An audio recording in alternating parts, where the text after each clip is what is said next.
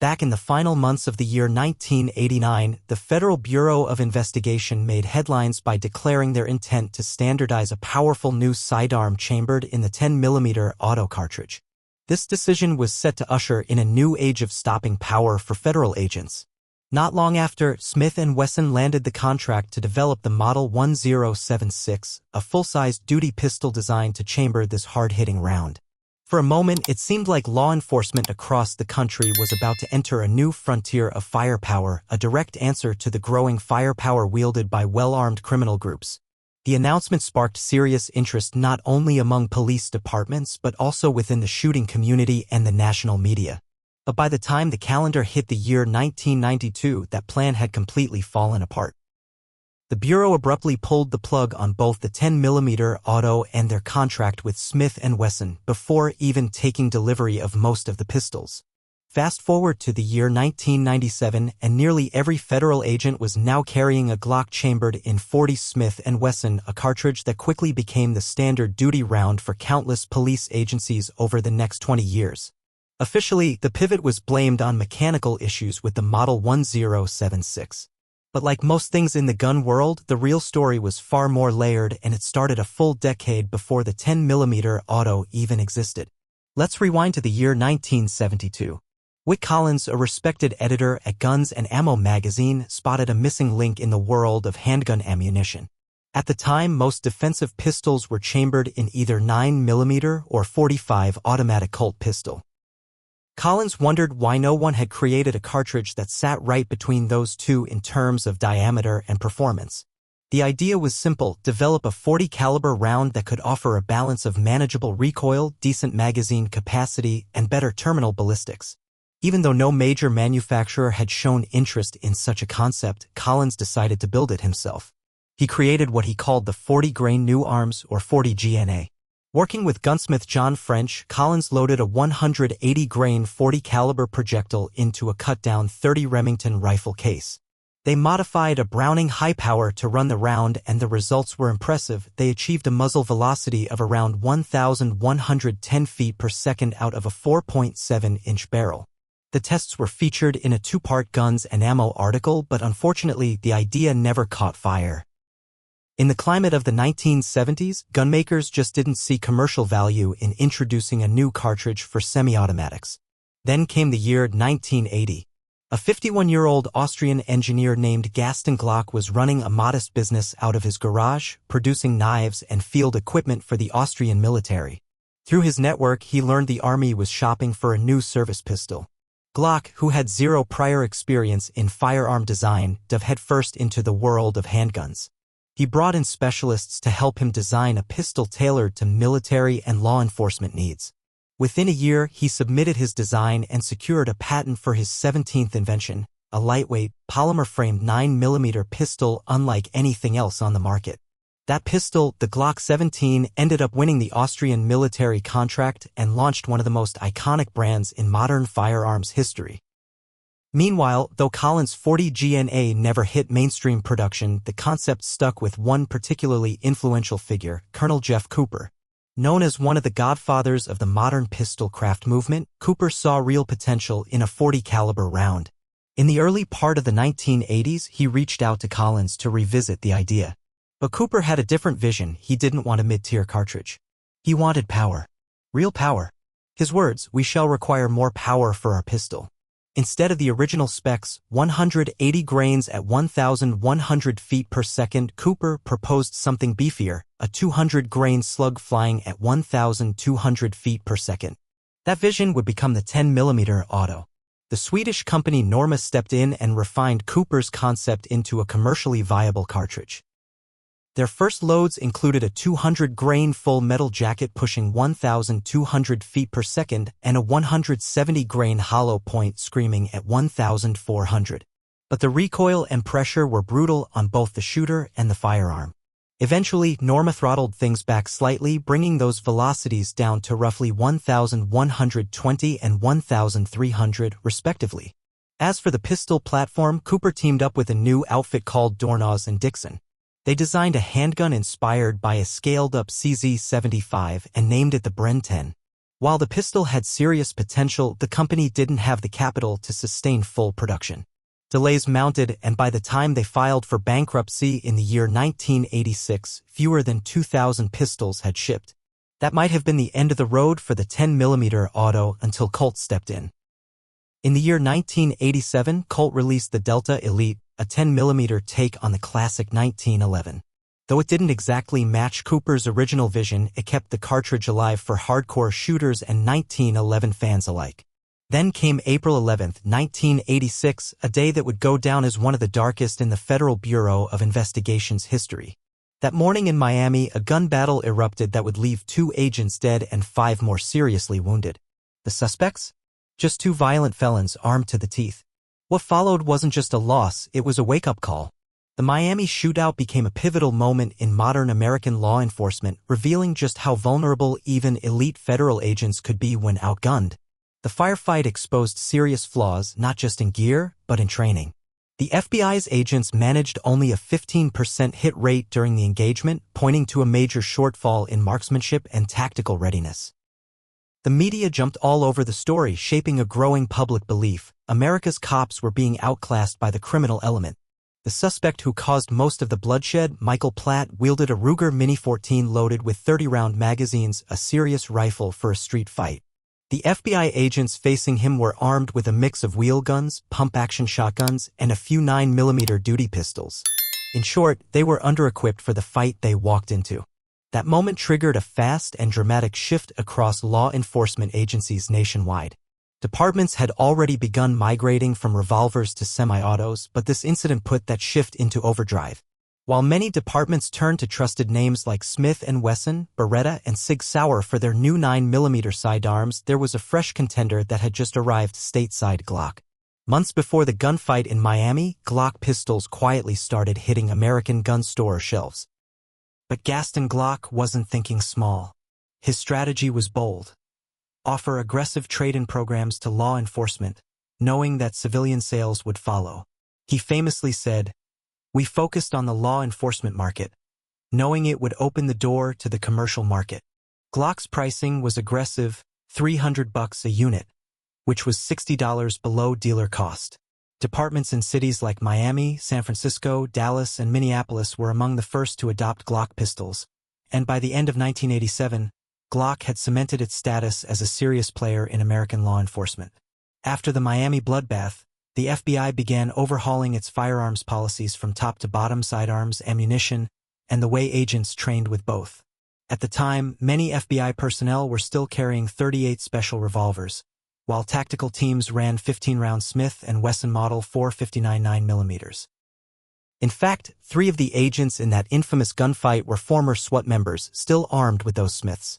One of them, Agent Jerry Dove, managed to land a critical early hit on Platt, sending a 9mm slug clean through his arm and into his chest. That round stopped a mere inch short of the heart. It was close, painfully close, but not enough to stop the threat. Platt kept fighting, and more agents paid the price. That moment exposed a flaw in how ballistic effectiveness had been evaluated. At the time, too much emphasis was placed on hollow point expansion and not enough on deep penetration. So, in 1987, the FBI brought in some of the best minds in the field for a wound ballistics summit. The goal: establish new benchmarks for what effective duty ammo needed to do. The outcome? A push for ammunition that could reach between 10 and 12 inches in calibrated ballistic gelatin, a standard still used to this day. As for Wick Collins, the man who had sparked the original idea behind a .40 caliber round, he wasn't done yet. While others were now focused on the high-pressure 10mm auto, Collins still believed in his original vision: a shorter, lower-velocity .40 that could be more manageable and compatible with existing platforms. With 10mm brass now commercially available, his .40 GNA project was reborn. Collins figured out that by shortening the 10mm case and swapping barrels, shooters could convert many 9mm pistols to run the new cartridge. He gave it a new name: the centimeter. For a time, it looked like the centimeter might catch on. Collins nearly convinced Patchmere Gun Works to back the round, but they ultimately declined due to financial concerns. Still, Paul Liebenberg, the man running Patchmere's custom shop, saw real potential. When Liebenberg launched his own business, he began offering centimeter conversions for 1911 pistols. The round gained a cult following, especially among high-level competitors in the International Practical Shooting Confederation. It had enough juice to score like a .45 automatic Colt pistol, but with far less recoil and better capacity. One of the early adopters was Tom Campbell, a competitive shooter, close friend of Liebenberg's and an insider at Smith & Wesson. If Campbell could get Smith & Wesson to officially back the centimeter, it might have been the break Collins was chasing. By the late 1980s, Smith & Wesson was facing rough waters. While the broader American firearms industry was going through its own period of stagnation, Smith & Wesson's situation was particularly grim. A string of leadership missteps, frequent changes in ownership, and slipping quality control left the once dominant manufacturer stuck in the past. The company that had reigned over American law enforcement for decades now seemed unable or unwilling to innovate. As police departments rapidly transitioned from revolvers to high-capacity semi-automatics, Smith & Wesson lagged behind. More and more agencies were opting for European designs, favoring the modern double-action mechanisms and polymer frames offered by brands like Glock and Sig Sauer. Smith & Wesson's leadership didn't appear to grasp how fast the landscape was shifting. When Glock arrived on the scene, one of Smith & Wesson's own marketing execs reportedly dismissed it outright, saying, "That thing's uglier than a sack full of holes. Who'd want a plastic pistol?" That quote perfectly captured the company's outdated mindset, and their refusal to adapt nearly cost them everything. Meanwhile, inside the Federal Bureau of Investigation, the aftermath of the Miami shootout had sparked a complete reevaluation of duty ammunition. The FBI launched a full-scale testing program to determine the most effective round for law enforcement. Most of the focus centered on proven loads in 9mm and .45 automatic Colt pistol, but the newly appointed head of the Firearms Training Unit, Special Agent John Hall, had something else in mind. Hall introduced a wildcard, the 10mm auto. Hall believed that the 10mm round could bridge the performance gap between 9mm and .45, offering deeper penetration, flatter trajectory, and more energy on target. On paper, it was a promising compromise. But the FBI's ballistics lab quickly ran into a wall. The factory-loaded 10mm cartridges were simply too hot. Muzzle energy was excessive, penetration was extreme, and the recoil was intense, far more than what most agents could handle in a duty setting. Gun writers were split. Some praised its power, others called it punishing. Even the most favorable reviews conceded that after a few boxes of ammo, shooting it became a chore. The problem was especially pronounced in training. FBI recruits were expected to shoot upward of 5,000 rounds during their initial qualification period. For many, especially those with limited handgun experience, the full-power 10mm auto was flat-out unmanageable. To make the cartridge viable, the Bureau developed a reduced-pressure variant. This lighter load used a 180-grain bullet traveling at approximately 950 feet per second. The reduced recoil made the round significantly more controllable while still maintaining superior penetration in gelatin tests. This 10mm light load emerged as the top performer in the Bureau's evaluation, edging out even the best .45 automatic Colt pistol entries. Despite some internal resistance, Hall made his recommendation: the FBI should adopt the 10mm auto as its new standard duty round. Publicly, Hall stated that the 9mm and .45 ACP were both legacy calibers with little room for advancement, while the 10mm was still evolving and could be tailored to the Bureau's specific needs. Privately, however, Hall admitted something else. He personally preferred the .45 ACP. But with the United States military having recently moved from .45 to 9mm, requesting budget approval for a .45 caliber pistol just wasn't politically feasible. In the spring of 1989, the Bureau officially declared the 10mm auto its new duty cartridge. But the question now shifted to the platform. Which pistol would they use to fire it? Sig Sauer seemed like a strong contender. The FBI had already issued the 9mm SIG P228 to new agents and allowed personally owned P220 pistols in .45 ACP. These models were well regarded for their reliability and their double-action, single-action operation with a frame-mounted decocker, a feature the Bureau's instructors particularly liked. A 10mm version of the P220 seemed like a natural fit, and there were even rumors that SIG was asked to develop one. But they declined the request. Colt's Delta Elite, a 10mm variant of the classic 1911, was also considered. but it was a single-action platform which the Bureau didn't want for a general-issue sidearm. There were also concerns about cost and long-term durability under the rigors of duty use.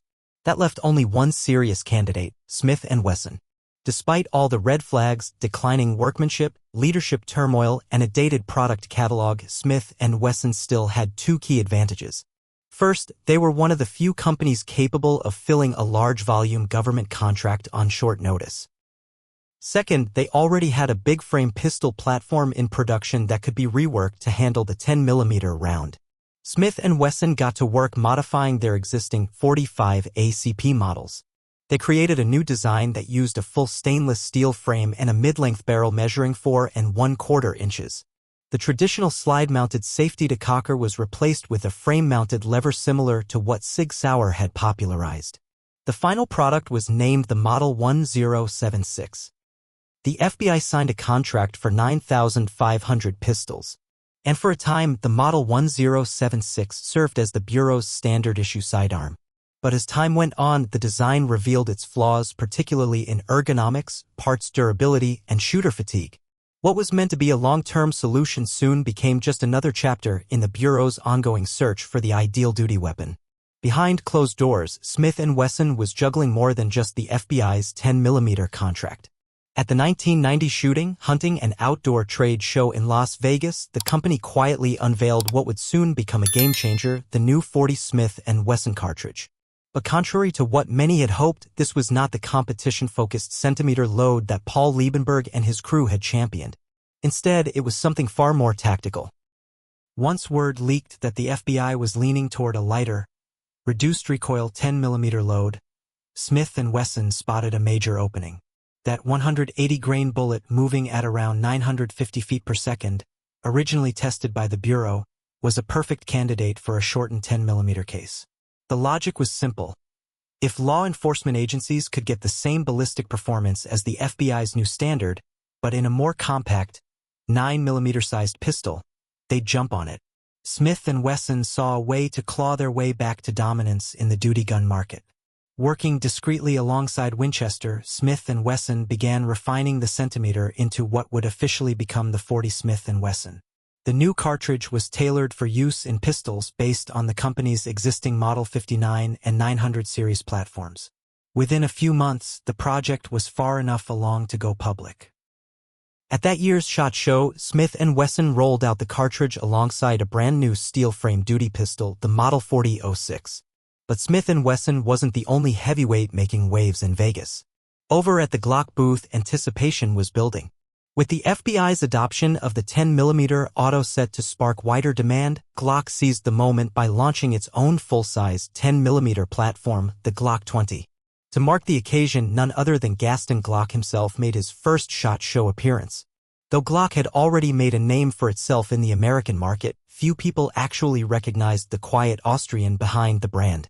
That changed when Gaston reportedly stopped by the Smith & Wesson display, pocketed a few samples of the new .40 caliber cartridges, and made a quick exit.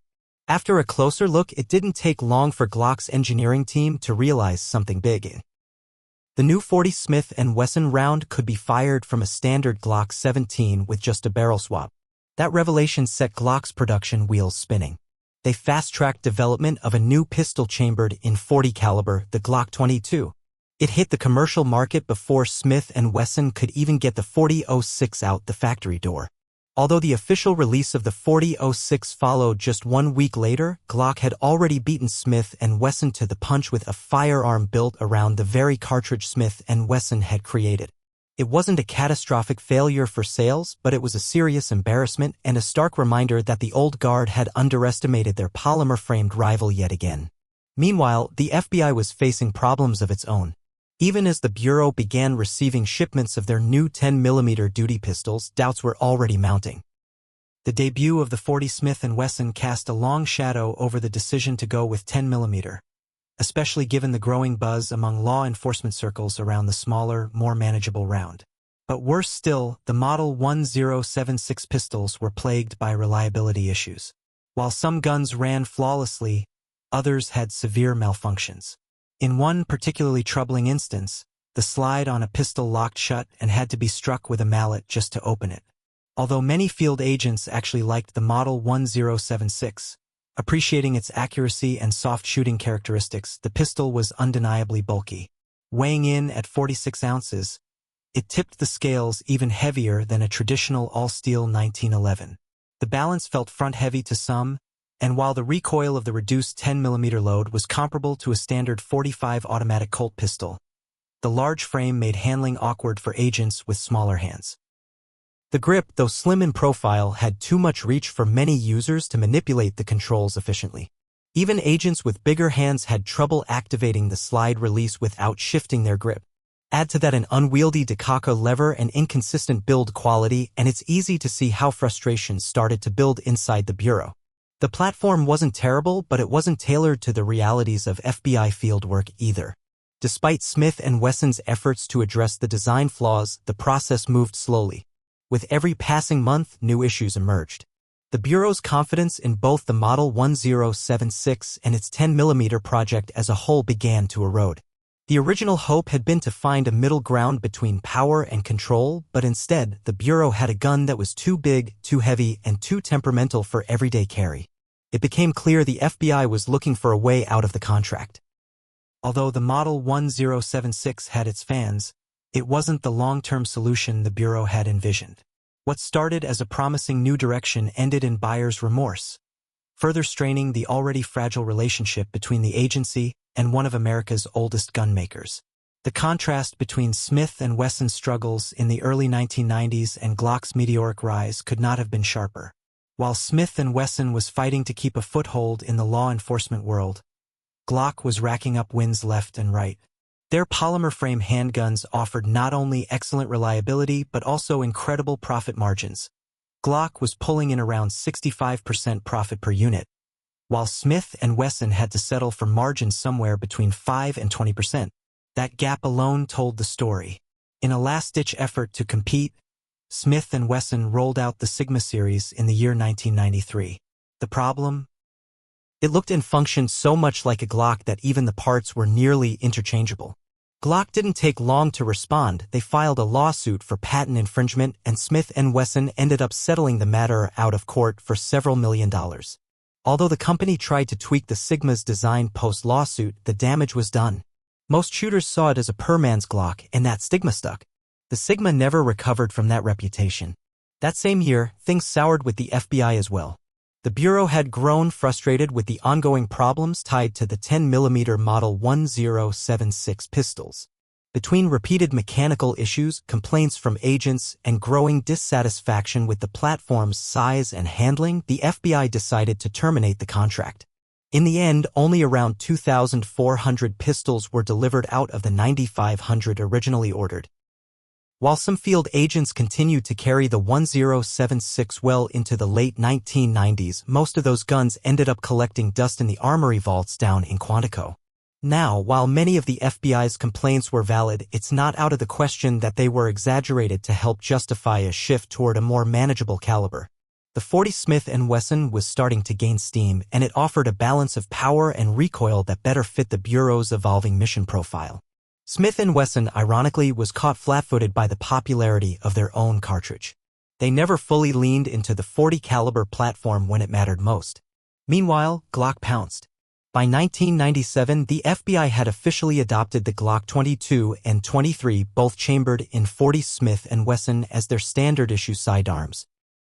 At that point, plenty of local and state law enforcement agencies had already switched to the Glock 22, so the Bureau's adoption just confirmed what the rest of the country already knew. Glock was now the dominant force in American law enforcement. The Glock 22 went on to become one of the most widely issued police sidearms in the United States, holding that title well into the 2010s. But nothing lasts forever. Over time, the shine began to wear off the .40 caliber. As modern 9mm loads improved, more departments started making the switchback. The 9mm offered greater magazine capacity, lower recoil, faster follow-up shots, and new projectile designs that closed the performance gap significantly. While the .40 Smith & Wesson was still respected, the 9mm had reclaimed the throne. Interestingly, while the .40 started losing ground, the once-abandoned 10mm auto began gaining a new fan base. Though it had been deemed too hot for duty use in the past, the 10mm found new life among civilian shooters, hog hunters, and tactical professionals looking for deep penetration and hard-hitting power in a semi-automatic platform. What was once too much gun for the average agent had now become a cult classic. Today, Glock still rules the law enforcement market, with the 9mm Glock 17 and Glock 19 being the most common duty pistols in circulation. Smith and Wesson, for their part, made a strong comeback with the M&P line, modern polymer frame pistols that are well regarded by both law enforcement and civilian shooters. They've managed to rebuild their brand by learning from past mistakes and giving shooters what they want in a modern handgun. As for the FBI, they eventually made the full transition to the 9mm Glock 17 and 19, acknowledging the advantages of modern ballistics and ergonomics. It's almost poetic. After decades of experimentation with heavier-hitting calibers, the Bureau circled back to the same round they had once left behind. The evolution of their sidearm choices tells a larger story about changing tactics, advancing technology, and sometimes learning the hard way what works in the real world.